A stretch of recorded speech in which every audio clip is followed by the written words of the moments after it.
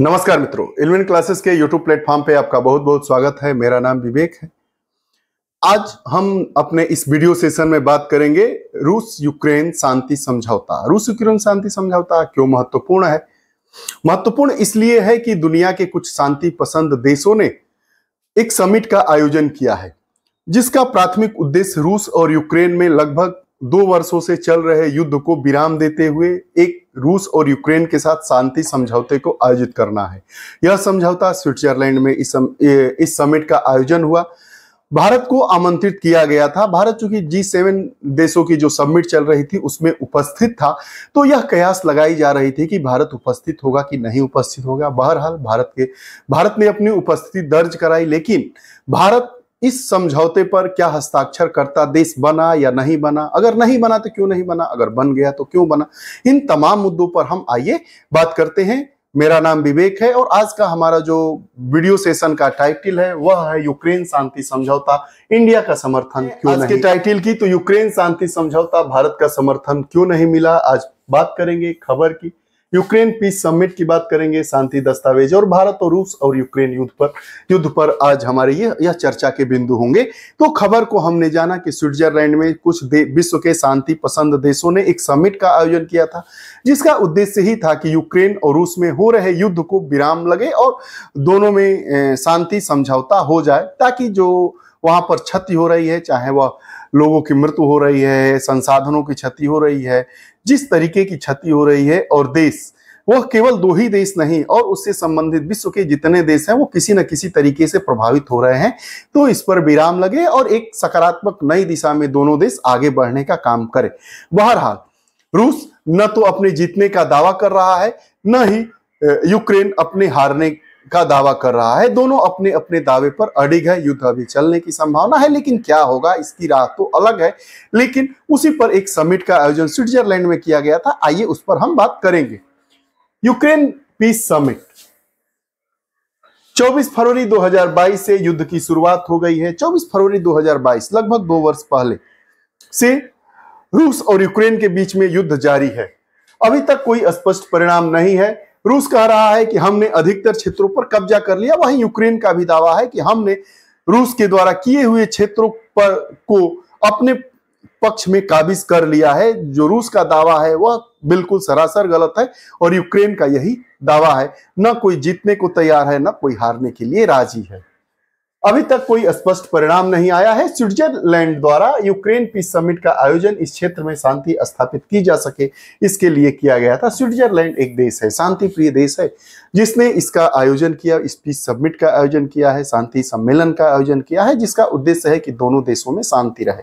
अब इस सम्मेलन में 101 देशों द्वारा हिस्सा लिया गया। भारत भी मौजूद था, लेकिन भारत के विदेश मंत्रालय के एक अधिकारी मौजूद थे। भारत का कोई शीर्ष नेता या शीर्ष नेतृत्व नहीं गया था। विदेश मंत्रालय के एक अधिकारी के द्वारा भारत की उपस्थिति उसमें दर्ज की गई। और भारत समिट के अंत में एक यूक्रेन शांति दस्तावेज पर हस्ताक्षर किया गया, जिसमें तकरीबन 80 के देशों के द्वारा हस्ताक्षर किया गया। बाकी 21 देशों के द्वारा हस्ताक्षर नहीं किया गया।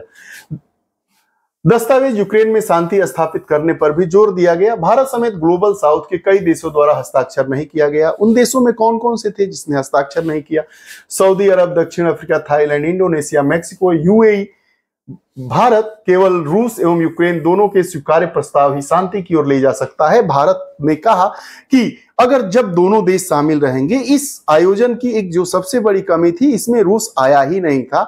जो 2 देश आपस में लड़ रहे हैं, जिनकी शांति के लिए स्विट्जरलैंड द्वारा आयोजित स्विट्जरलैंड में समिट का आयोजन किया गया है, उसमें केवल यूक्रेन ही उसमें शामिल है और स्विट्जरलैंड और उसमें रूस शामिल ही नहीं है। तो हम किस प्रकार बिना किसी एक पक्ष के रहते हुए इस समझौते को माने, और यह हम कैसे आश्वस्त हो जाएं कि जो यह समझौता हुआ है, जो देशों ने हस्ताक्षर किए हैं, जो 101 देश आए थे उसमें से 80 देशों ने जो हस्ताक्षर किए हैं, तो रूस भी इस समझौते को मानेगा।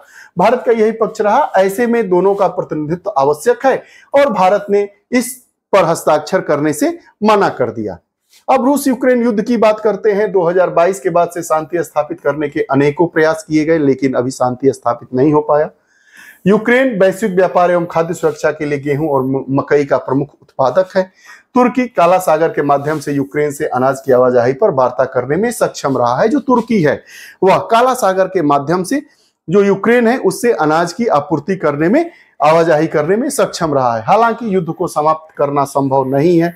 फरवरी 2024 में यूक्रेन के 31,000 सैनिकों और कई हजार सैनिकों की मौत हो गई। वहीं रूस केवल यह बताता है कि हमारे केवल 6,000 से अधिक मौतों को स्वीकार किया है। बहरहाल रूस के द्वारा यह कोई सरकारी आंकड़ा नहीं जारी किया गया है।